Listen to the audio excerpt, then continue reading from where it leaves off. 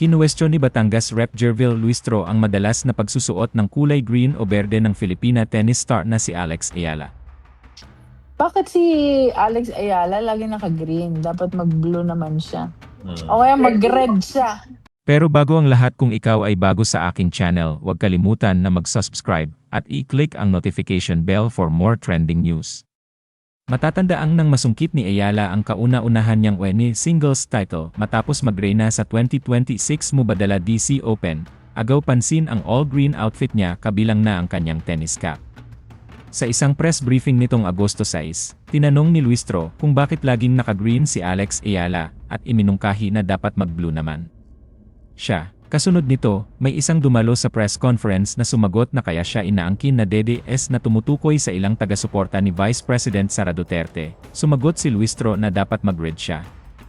Ang kulay na pula naman ay iniugnay kay Pangulong Bongbong Marcos. Iminungkahi rin ni Luistro na maaaring isuot ni Ayala ang kanyang signature blue color, na sinasabing, dapat mag-blue naman siya. Itinuro ng isa pang dumalo na nagpalit na ng kulay ng kanyang kasuotan si Ayala, na sinasabing, naka-pink po siya ngayon, isang kulay na iniugnay sa dating pangalawang pangulo na si Leni Robredo.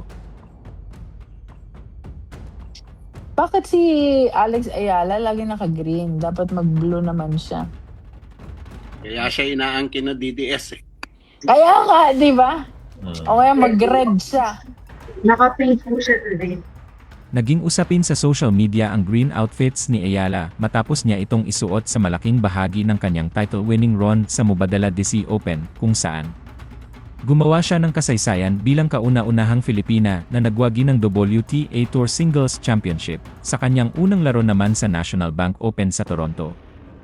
Nakasuot ng pink na outfit si Ayala nang talunin niya ang American player na si Alicia Parks upang umabante sa third round ng tournament. Samantala, ang pag-ugnay sa kulay ng kanyang mga kasuotan sa politika ay nagmula sa ilang social media users na nagtangkang bigyan ng political meaning ang green attire na kanyang isinuot sa Washington tournament.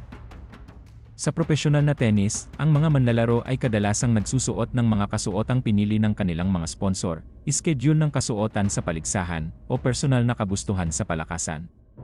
Ang berde ay isa ring karaniwang kulay na ginagamit sa kasuotang pampalakasan at, kung tutuusin, ay hindi nagpapatunay ng isang mensaheng pampolitika. Sa ngayon, wala pang opisyal na kumpirmasyon mula kay Alex Ayala sa kanyang koponan o sa mga tagapag-ayos ng paligsahan na ang kanyang berdeng kasuotan noong Mubadala City EC Open ay nilayon bilang pagpapakita ng suporta kay Vice Presidente Sara Duterte. Ang pahayag ay nananatiling batay sa online na haka-haka sa halip na napatunayang katotohanan.